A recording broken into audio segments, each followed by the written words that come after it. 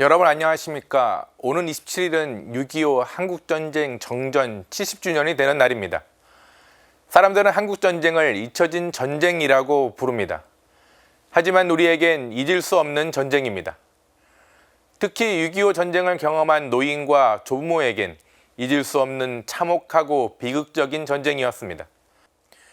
당시 초등학생이 80살을 넘고 참전 학도병이 90살을 넘어 백수의 나이가 됐습니다. 이들에게 전쟁은 세대의 십자가였고 증언해야 할 소명을 남겼습니다. 이번 주일은 신앙의 전수뿐 아니라 가정과 사회에서 노인의 역할과 중요성을 되새기며 그들의 소명을 격려하는 세계 조부모와 노인의 날입니다. 자유민주주의를 지키기 위해 목숨을 바친 수많은 생명의 고귀한 희생을 잊어서는 안 될 것입니다. 70년 전 6.25 전쟁이 낳은 정전협정은 세계 역사상 가장 긴 휴전회담이었습니다. 이 협정의 서명자는 유엔군과 북한군, 중국군이었고 국군은 제외됐습니다. 국제법적으로 6.25 전쟁은 아직도 진행형입니다. 한국천주교 주교회의는 오는 27일 명동 대성당에서 한국전쟁 정전협정 70년 한반도 평화기원 미사가 봉헌됩니다. 특별히 이 미사 중에는 프란치스코 교황의 강복 메시지를 교황청 성직자부 장관 유흥식 추기경이 낭독합니다. 한반도는 물론 전쟁으로 시름시름 앓고 있는 전 세계에 평화를 위한 메시지가 될 것입니다. 전쟁을 예방하고 군사적 긴장을 낮추기 위해선 진지한 대화가 다시 시작돼야 합니다. 남과 북이 마주 앉아 한반도 평화를 위한 진정한 대화가 시작될 수 있도록 우리의 기도 소리가 멈추지 않기를 바라며 오늘 CBBC 주간 종합뉴스 시작합니다.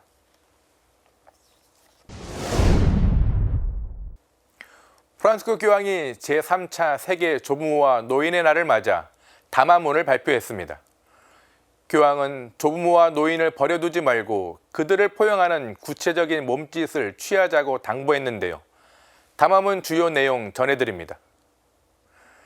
이어서 제3차 세계 조부모와 노인의 날을 맞아 교황청 내사원이 발표한 전대사 수요 교령을 전해드립니다.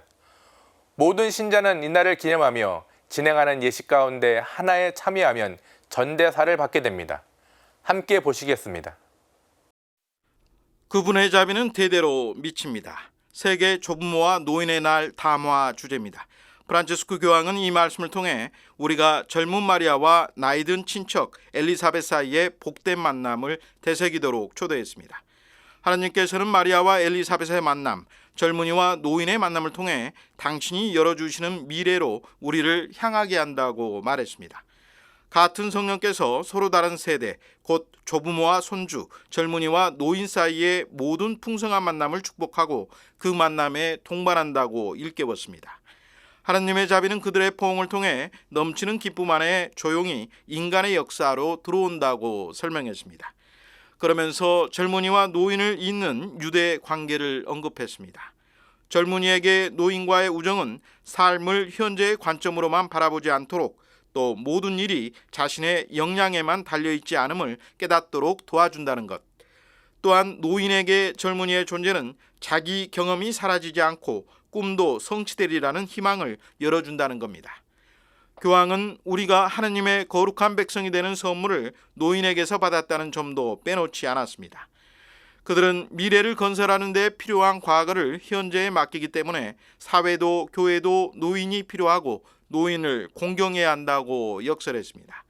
특히 가정과 공동체 안에서 소중한 존재인 조부모와 노인을 결코 버려둬서는 안 된다고 호소했습니다. 무엇보다 그들을 포용하는 구체적인 몸짓을 취하자고 당부했습니다. 노인들과의 동반을 거부하지 말고 노인들에 대한 우리의 동반을 거부하지 말 것을 요청한 겁니다. 이번 세계 조부모와 노인의 날은 8월 1일 포르투갈에서 열리는 2023 리스본 세계청년대회와 가까운 날에 거행됩니다. 교황은 이를 두고 아름다운 일이라고 기뻐했습니다. 그러면서 세계청년대회에 참가하는 젊은이들을 위해 기도로 동반해 줄 것을 노인들에게 요청했습니다. 젊은이들에겐 세계청년대회를 앞두고 조부모와 노인들의 기도와 축복을 마음속에 품어야 한다며 그들을 방문해 함께 머무르기를 공고했습니다. 교황은 세계 조부모와 노인의 날은 그들에게도 또 온 교회에도 작지만 소중한 희망의 표징이라며 젊은이와 노인 사이의 기쁘고 새로운 만남의 기회로 삼아야 한다고 거듭 강조했습니다. 이에 따라 교황청 평신도가정생명부는 교회 공동체가 이날을 뜻깊게 지낼 수 있도록 사목자료와 기도문을 발표했습니다. 사목자료에는 외로운 노인 방문하기, 교황 담화 낭독과 신자들의 기도, 장수를 위한 강복 등 전례 자료가 담겼습니다. CPBC 윤재선입니다. 교황청 내사원에 따르면 도움이 필요하거나 어려움을 겪는 연로한 형제자매나 병든이, 버려지니, 장애인을 방문하거나 커뮤니케이션 매체를 통해 만나 충분한 시간을 보낸 신자들도 같은 전대사를 받을 수 있습니다. 전대사를 받으려는 신자는 위의 요건과 함께 3가지 일반 조건을 충족해야 합니다. 일반 조건은 고해성사, 영성체, 교황의 7월 기도지향에 따른 기도를 봉헌하는 것입니다. 건강상 이유로 집 밖에 나갈 수 없는 이들은 3가지 일반 조건을 충족하려는 지향으로 텔레비전이나 인터넷 등 커뮤니케이션 매체를 통해 미사에 참여하고 기도와 삶의 고난과 고통을 봉헌하면 전대사를 받을 수 있습니다. 교령은 제3차 세계 조부모와 노인의 날인 7월 23일 당일에만 유효합니다. 윤석열 대통령이 최근 우크라이나를 깜짝 방문했죠. 여러 일정 가운데 가톨릭 교회에서도 주목하는 일정이 있었습니다. 윤 대통령은 우크라이나 국립아동병원 아동인권센터를 방문했는데요. 아동 납치 문제는 교황청이 전쟁 중재를 위해 주목하는 문제입니다. 어떤 내용인지 전해드립니다. 윤석열 대통령은 우크라이나를 방문해 아동인권보호센터를 찾았습니다. 우크라이나 전쟁 초기 러시아에 납치됐다가 제3국을 통해 귀환한 380여 명의 어린이들이 치료를 받고 있는 곳입니다. 전쟁으로 인한 어린이의 피해는 막심합니다. UN 인권 최고대표 사무소에 따르면 2022년 2월부터 현재까지 아동 532명이 숨지고 1092명이 크게 다쳤습니다. 천신만고 끝에 부모 품에 돌아왔지만 어린이들은 고통스러워하고 있었습니다. 평생 지울 수 없는 트라우마, 성적 학대, 그리고 러시아 군인들과 러시아 국민 사기 진작을 위한 선전도구화, 또 정체성 지우기 강제 교육을 받아서 지울 수 없는 트라우마를 호소합니다. 러시아군은 유치원 운동장이나 놀이터 등 민간인 거주지에 많은 지뢰를 매설하기도 했습니다.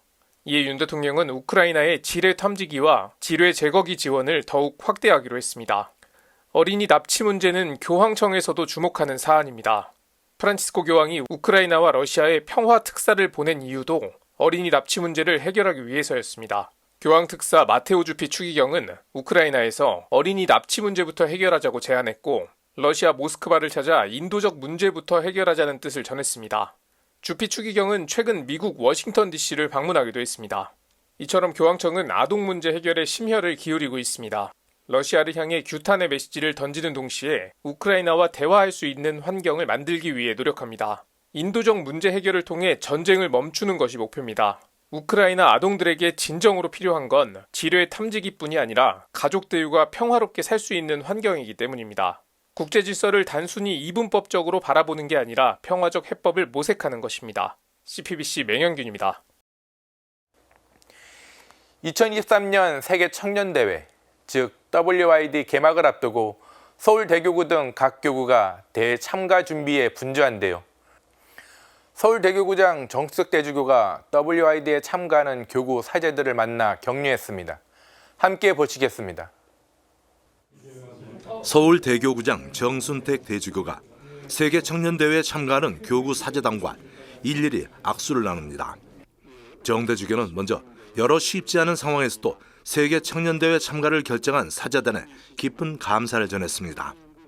이어 사제단의 기본적인 임무를 강조했습니다.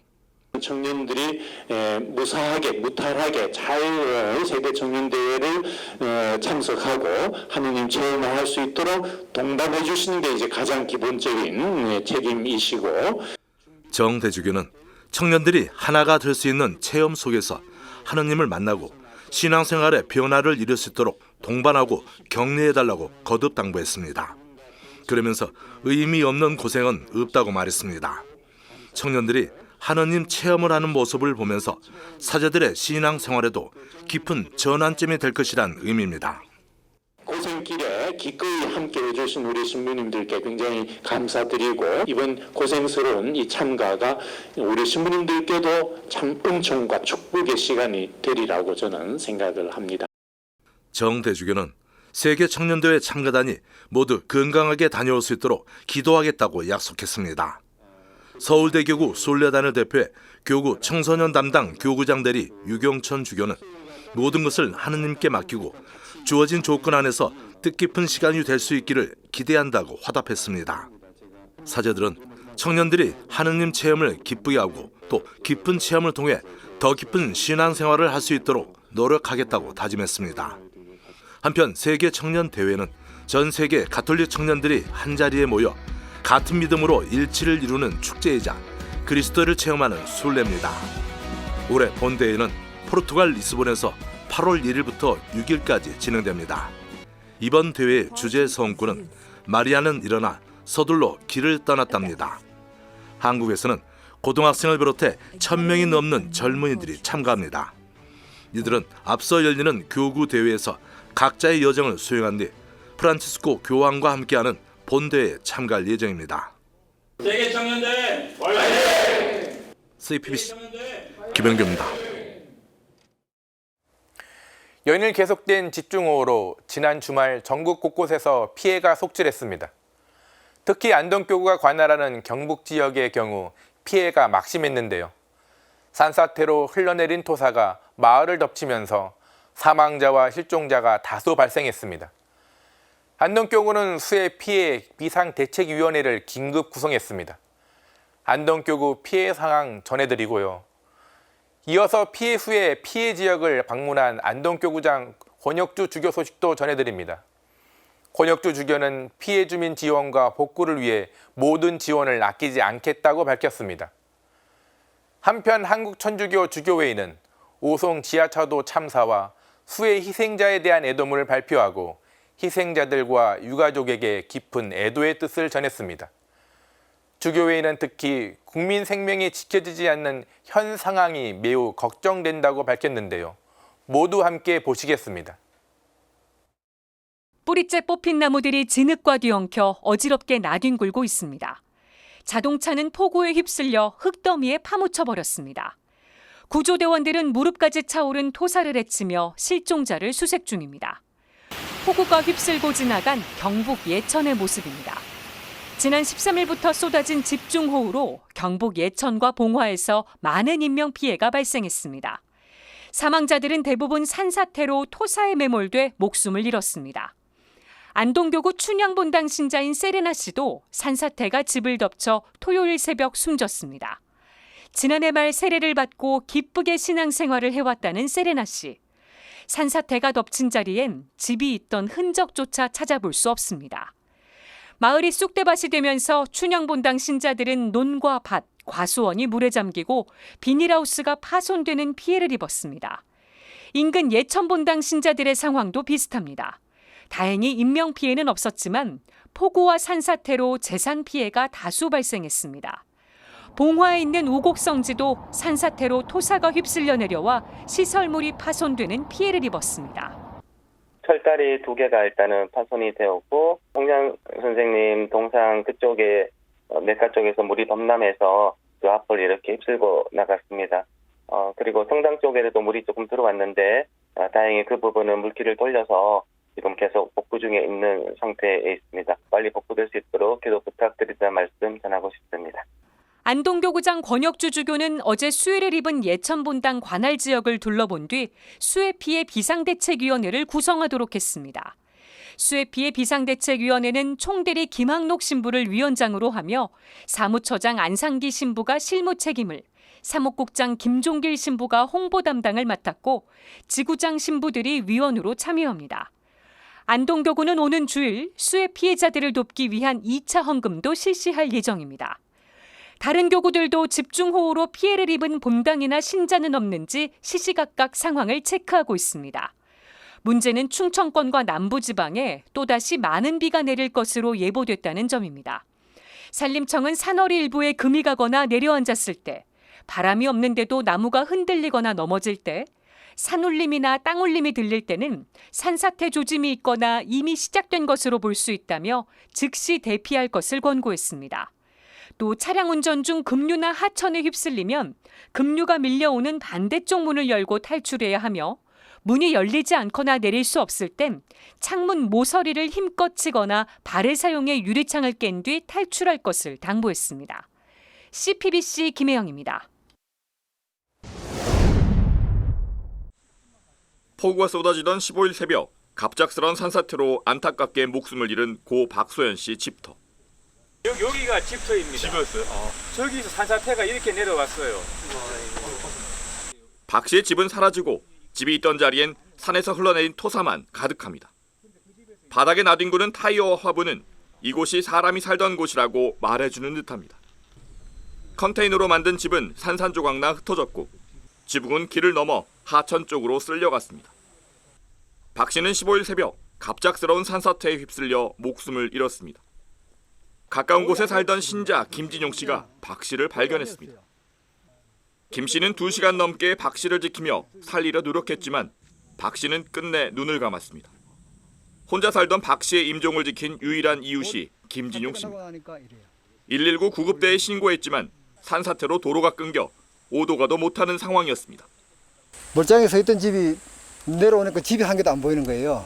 그래가지고 집이 이제 내려보니까 이 밑에 이제 나무가 꽉 서 있고, 그래가지고 사람이 먼저 이제 걱정이 돼가지고 사람을 찾아보니까 사람이 또 그때 당시에는 살아 있었어요. 제가 발견했을 때는. 사고 현장을 방문한 안동교구장 권혁주 주교와 사제들은 박 씨의 집터에서 위령기도를 바치며 고인의 넋을 위로했습니다. 성부와 성자와 성령의 이름으로 아멘. 지극히 자신 아버지, 저희는 그리스도를 믿으며 살다가 이 세상을 떠난 모든 이가 고인이 신자임을 말해주듯 집에 걸려 있었을 십자고상과 앨범 등이 현장에서 발견되기도 했습니다. 착잡한 마음으로 현장을 둘러본 권혁주 주교는 재난지역 선포에도 혜택을 받지 못하는 이들을 찾아내 지원하겠다고 약속했습니다. 직접 피해를 당한 사람들의 아픔을 우리가 얼마나 헤아리겠습니까? 제기하려면은 쉽지 않은데, 그래도 또 우리가 나라에서도 재난지역으로 선포해서 도와주고 있지만 손이 미치지 못하는 곳에 우리도 함께 발벗고 이렇게 나설 테니까 우리와 함께 지금의 이 아픔을 견뎌냈으면 좋겠어요. 권주교와 사제들은 법전면 다덕로에 있는 또 다른 피해자인 강재수 씨 가정을 방문했습니다. 갑작스레 쏟아진 빗줄기를 뚫고 들어간 강 씨의 집은 절반이 잘라져 처참한 모습이었습니다. 사과 농사를 짓는 강 씨는 무너진 집 반대편에서 잠을 청하다 산사태 소리에 대피해 화를 면했습니다. 권주교와 사제들은 이날 우곡성지 피해 현장도 둘러봤습니다.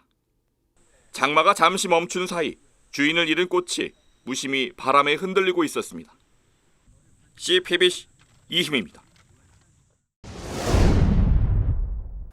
한국천주교 주교회의는 20일 의장 이용훈 주교 명의의 애도문에서 자비로우신 하느님께서 희생자들의 영혼을 따뜻하게 안아주시기를, 그리고 유가족의 다친 마음을 어루만져 주시기를 청한다고 애도했습니다. 주교회의는 아울러 이번 수해로 피해를 입은 많은 국민이 상실의 아픔을 딛고 다시 일어설 수 있도록 사회 각계각층에서 원활한 도움의 손길이 마련되길 희망한다고 전했습니다. 주교회의는 7월 19일 수해 실종자 수색에 합류했던 젊은 해병대원이 최소한의 안전장치도 갖추지 못한 채 급류에 휩쓸려 목숨을 잃었다면서 생명을 잃은 안타까움은 자연재해로만 일어나지 않는다고 우려했습니다. 앞서 18일엔 서울의 한 초등학교에서 23살 교사가 극단적 선택을 한 사건도 언급하면서 어떤 이유로든 국민 한 사람 한 사람의 생명이 지켜지지 않는 오늘의 상황이 매우 걱정스럽다고 통탄했습니다. 주교회의는 다만 공정을 물처럼 흐르게 하고 정의를 강물처럼 흐르게 하여라라는 아모스 예언서를 언급하고 공정과 정의는 제도적 질서만을 지향하지 않는다면서 하느님의 공정과 정의는 생명을 지향한다고 강조했습니다. 또 생명의 존엄함이라는 가장 소중한 가치를 지키기 위해 우리 사회의 모든 구성원은 각자 맡은 역할과 책임에 충실해야 한다고 당부했습니다. 그러면서 공정과 정의를 바탕으로 국민 모두의 생명을 지키고 키워내는 한국 사회로 발전하기를 기도한다고 역설했습니다. 이번 폭우로 산사태가 발생하면서 산자락에 있던 마을이 큰 피해를 입었죠. 낙석과 토사가 덮치면서 인명피해도 적지 않게 발생했는데요. 산자락에 있는 성당과 성지도 산사태 발생 시 위험하다는 지적이 나옵니다. 전문가들은 산사태 대비를 위해 콘크리트 보호벽 설치가 시급하다고 밝혔습니다. 어떤 대책이 필요한지 짚어봤습니다. 이어서 지난해 8월 집중호우로 침수됐던 관악구와 동작구 현장을 기자가 찾아가 봤습니다. 지역 주민들은 어떤 대비를 하고 있을까요? 함께 보시겠습니다. 산 위에서부터 엄청난 양의 흙탕물이 빠른 속도로 쏟아져 내려옵니다. 흙탕물은 거센 물살이 되어 도로까지 뒤덮어버렸습니다. 지난주 토요일 경북 봉화 문수산 자락에 있는 우곡성지 모습입니다. 한국천주교회 최초의 수덕자인 홍요한 선생 동상을 걱정스럽게 바라보는 신자의 모습이 애처로워 보입니다. 성당 위쪽에 그쪽에 산 쪽에서 산사태가 조금 났고 그것이 냇가르게 흘러들어서 토사하고 나무들이 흘러들어왔습니다. 그래서 되게 많이 놀랐죠. 물이 엄청나게 내려왔고 범람하고 이래가지고 놀랐는데 경북 지역엔 지난 13일부터 4일간 500mm에 육박하는 물폭탄이 쏟아졌습니다. 이로 인해 봉화와 예천, 영주에 있는 산자락 마을이 산사태로 큰 피해를 입었습니다. 산자락에 있는 성당과 성지에도 비상이 걸렸습니다. 안전 전문가는 폭우와 산사태에 대비해 콘크리트 보호벽 설치가 시급하다고 지적했습니다. 산자락에 있는 성지나 성당 뒷곁에는 어떤 식으로든 그런 그 산사태가 나왔을 때 그 토사와 흙을 막아낼 수 있는 그런 방호 콘크리트 벽을 만들어야 된다. 그걸 저는 권장드리고 싶습니다. 이번 주말 경북 지역을 포함해 전국에 또다시 많은 비가 예보되어 있습니다. 전문가는 비가 그쳤다고 해서 산사태가 끝난 게 아니라는 점, 비가 그친 후 사흘가량 산사태가 계속된다는 점을 강조했습니다. 그러면서 산자락 주민들의 선제적인 대피를 권고했습니다. 앞으로 한 200mm가 300mm가 더 온다 그러죠. 그러면 산이 보이는 곳에 사는 주민들은 그냥 그 읍면동에 있는 초등학교로 미리 다 대피하셔서 그곳에서 좀 며칠간 머무는 것이 가장 지혜로운 겁니다. CPBC 김혜영입니다. 지난해 집중호우로 침수 피해가 컸던 서울 신림동과 신대방동 일대. 정부가 물막이판 설치를 지원하고 있지만 정작 신대방동 일대엔 제대로 설치돼 있는 곳이 드물었습니다. 또 빗물이 빠지는 배수로도 고무판으로 막아뒀습니다. 물막이판뿐 아니라 모래주머니를 쌓아둔 곳도 찾아보기 어려웠습니다. 신대방경 인근 상인들에게 물었습니다. 한 식당 주인은 주변에 수박 모래암이 없어 직접 만들어 쌓아뒀다고 말했습니다. 또 사거리 앞 한 건물 1층 곳곳엔 모래주머니가 놓여 있었습니다. 매장 직원에게 물어보니 건물 주인이 사비로 준비해둔 거라 밝혔습니다. 왜 사비를 들여 준비를 해야 했던 걸까? 주민과 상인 대다수가 수박 모래암이 어디 있는지 모르고 있었습니다. 이번엔 신림동으로 가봤습니다. 지난해 새 모녀 참사가 일어났던 관악구 신림동 주택가 인근입니다. 이 주변 일대엔 물막이판이 대부분 설치돼 있었습니다. 1층엔 모래주머니도 가득 쌓여 있는 모습입니다. 하지만 주민들과 상인들은 여전히 불안에 떨고 있습니다. 작년에 여기 피해가 심해서 허리까지 물이 다 들어오고 가구들이 둥둥 떠 있었어요. 근데 올해는 이제 물 설치막을 해준다 그랬고 지금까지는 아직은 피해는 없는데 비 올 때마다 겁이 나서 이 컴퓨터를 올려놓고 가요. 걱정이 왜 안 돼요? 지금 전기 제품 같은 거 다 올라와 있는데 왜 이렇게 다 올려놓고 다니잖아요. 아니 그거 신하라고 했거든요. 근데 아직 안 오네. 이제 그 업자들이 바쁜지 않아요. 한 상인은 관할구청에 물막이판을 신청했지만 지금껏 깜깜무소식이라고 말합니다. 정부가 지난해 침수 피해 재발 방지를 약속했지만 서울의 물막이판 설치율은 40%도 채 안 되는 상황. 침수 취약시설 재점검이 필요한 때입니다. CPBC 김정호입니다. 막대한 비 피해로 농민들은 더욱 어려워졌는데요. 지난주 농민주의를 맞아 서울 명동 대성당에서는 기념미사가 봉헌되고 장터도 열렸습니다. 농민주일 현장 소식 전해드립니다. 강원도 평창에서 옥수수를 재배하는 농민 주영숙 씨. 16일 명동 대성당 들머리에서 열린 명동 보름장에서 직접 기른 옥수수를 삶는 데 여념이 없습니다. 주 씨는 생명을 살리는 유기농사를 짓는 가톨릭 농민들에겐 명동 보름장만큼 기쁘고 반가운 장터는 없다고 말합니다. 그래서 이렇게 명동만 해도 막 유기농 그런 거 많이 사시잖아요. 그래서 도움 많이 되세요? 네, 많이 되죠. 좀 못났어도요, 우리가 지은 농사 많이 먹어주고요. 믿고 구매해 주세요. 안동교구 가톨릭 농민회 회원 여훈구 씨는 경북 지역 폭우로 인한 산사태로 도로가 끊겨 명동 보름장에 참석하지 못하기도 했습니다. 그럼에도 명동 성당 들머리에는 9개 교구 농민들이 차와 곡식, 옥수수 등 생명의 먹을거리를 판매했습니다. 아울러 우리농과 함께하는 찬미받으소서 행동 부스에서는 GMO 농산물의 폐해와 위험성, 토종 종자 지키기 운동, 도농 교류 등 우리농 활동에 관한 소개와 이벤트도 열렸습니다. 서울대교구 사회사목 담당 교구장 대리 유경천 주교는 농민주일 미사 강론에서 주교회 생태환경위원장 박현동 아빠스의 담화를 소개하고 유기농산물의 애용을 당부했습니다. 유기농이 중요합니다. 그리스도인은 생명체의 대량 학살을 가져올 수 있는 산업, 농업에 동참하는 것이 아니라 유기농업을 선택함으로써 모든 생명을 보호하고 존중하는 것을 더욱더 중요하게 생각하여야 합니다. 이날 미사에는 생명의 땅을 상징하는 흙과 주식이자 농업의 상징인 쌀이 봉헌됐습니다. CPBC 이희입니다. 이번에는 환경 문제 짚어보겠습니다. 여러분 옷을 구매하고 몇 번 정도 입고 버리시나요? 평균 7번을 입고 버린다는 조사 결과가 있는데요. 그만큼 우리 사회에선 패스트패션이 가속화되고 있습니다. 하지만 더 큰 문제는 만들어진 뒤 폐기되는 옷들이 70%가 넘는다는 겁니다. 기업들이 이러한 행태를 벌이는 이유는 무엇인지 살펴봤습니다. 매년 전 세계에서 1,000억 벌의 옷이 생산되지만 이 옷들이 모두 소비자에게 돌아가는 건 아닙니다. 이 중 판매되지 않은 옷들의 양은 얼마나 될까? 무려 73%나 됩니다. 이 멀쩡한 새 옷 상태의 옷들은 잔여 가치가 남았음에도 소각되거나 매립되고 있습니다. 기업들이 재고를 팔지 않고 폐기하는 이유는 뭘까?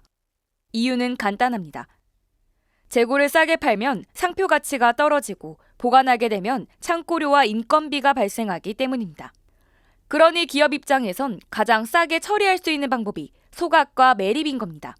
지금 이 순간에도 매 초마다 트럭 한 대의 양의 옷들이 소각되거나 매립되고 있습니다.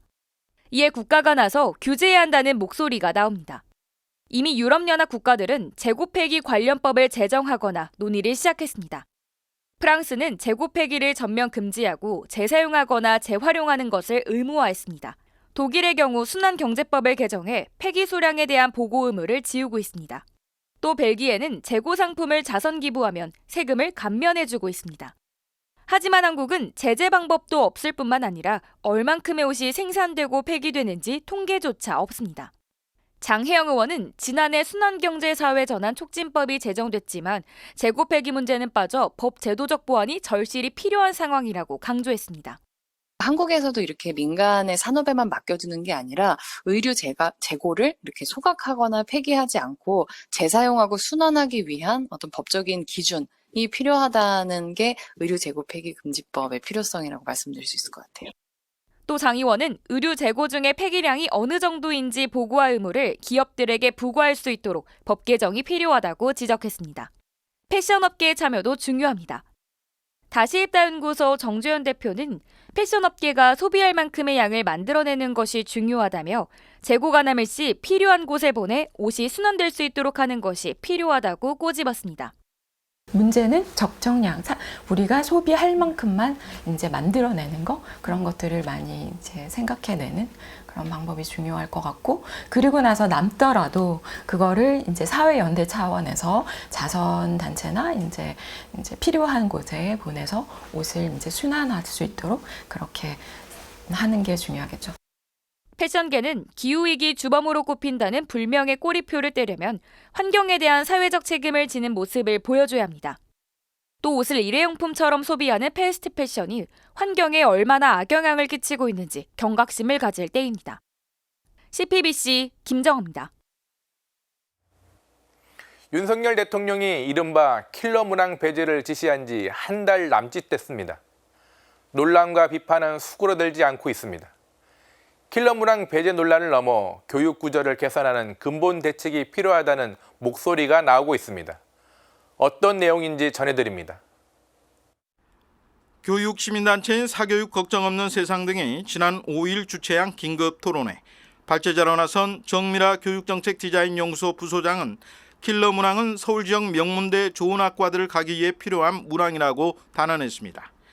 그러면서 수능 점수가 학생들의 직업 소양이나 인성을 가를 수 있는 도구일 수 있느냐며 인간 생명을 다루는 의대생을 수능 성적만으로 선발하는 게 과연 안정적인가라고 반문했습니다.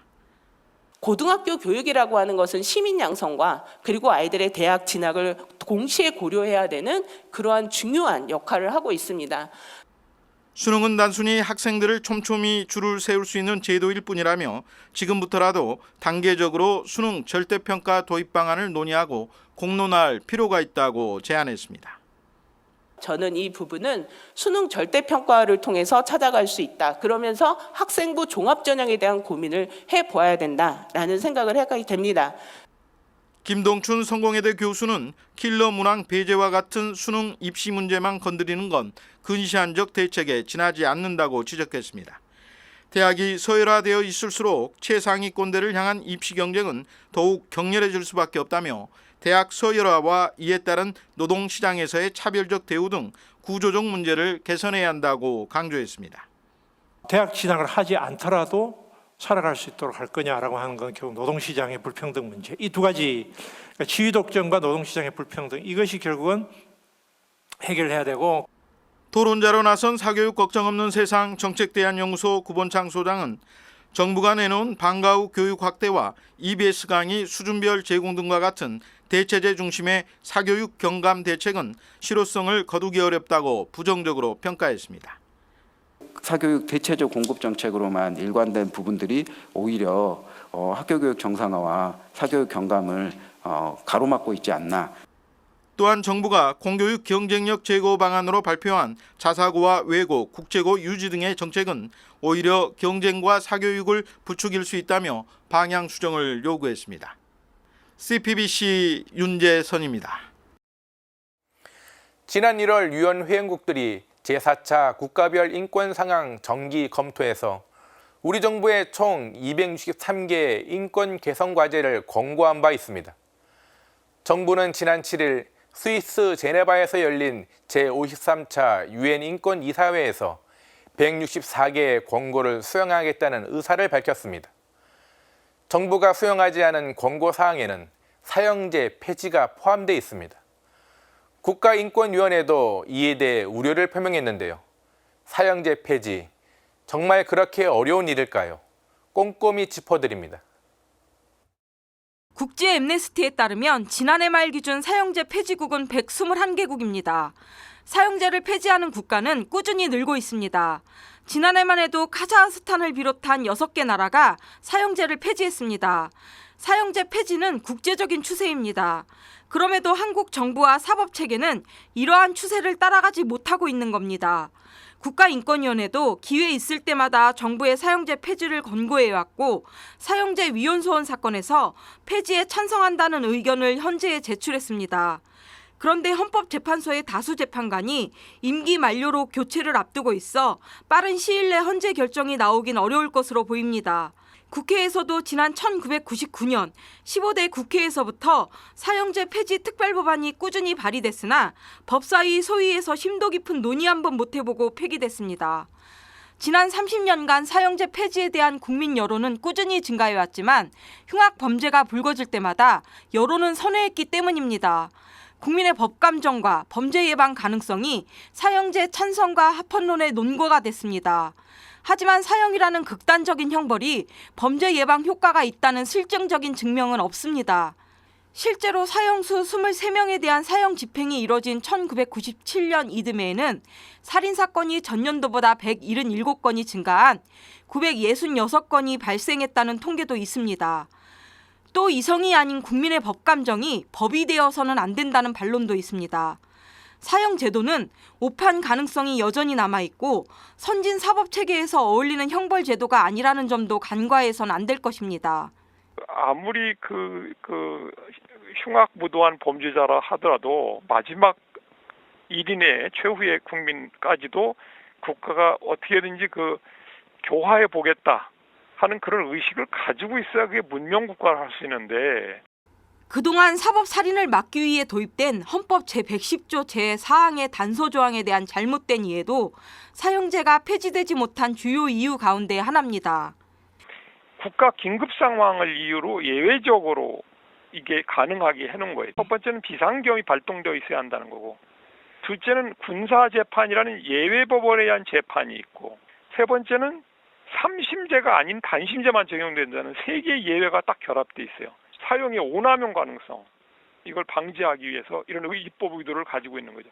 언제든 실수할 수 있는 국가가 형벌이라는 이름하에 생명을 박탈하는 사형제도의 폐지, 더 이상 미룰 일이 아닙니다. 침해될 수 없는 인간의 존엄성을 잘 지키도록 보루를 쌓는 것도 정부의 역할이지요. 국회의원, 헌법재판소 모든 것을 정치적인 논리로 이렇게 살펴보면서 접근할 문제는 아니라고 생각합니다. CPBC 김현정입니다. 교황청 핵심 부서인 복음화부 국장에 한국인 사제가 임명됐습니다. 주인공은 대전교구 출신으로 교황청 복음화부에 파견된 한영택 몬시뇰입니다. 함께 보시겠습니다. 프란치스코 교황은 현지 시간으로 어제 한현택 몬시뇰을 복음화부 국장에 임명했습니다. 한 몬시뇰은 2015년 한국인 성직자로는 처음으로 교황청 복음화부에 파견됐으며 지난 5월 몬시뇰에 서임됐습니다. 복음화부는 교황청 핵심 부서로 다른 부서와 달리 교황이 직접 주관합니다. 지난해 3월 교황령 복음을 선포하여라에 따라 인류 복음화성과 새 복음화 촉진평의회가 통합돼 복음화부로 개편됐습니다. 당시 교황은 복음화부에 대해 복음화와 새로운 선교야말로 교황청이 변화하고 새롭게 적응해야 하는 이유라고 의미를 부여하기도 했습니다. 한 몬시뇰은 앞으로 5년 동안 복음화부 산하 첫 복음화와 신설 개별교회 부서에서 루이스 안토니오 타글레 추기경을 보좌합니다. 한 몬시뇰은 2018년과 2020년 문재인 전 대통령이 바티칸을 방문했을 때 통역을 맡기도 했습니다. 당시 한 몬시뇰의 매끄러운 통역으로 교황과 문 전 대통령은 면담 내내 화기애애한 분위기 속에서 대화를 나눈 것으로 전해졌습니다.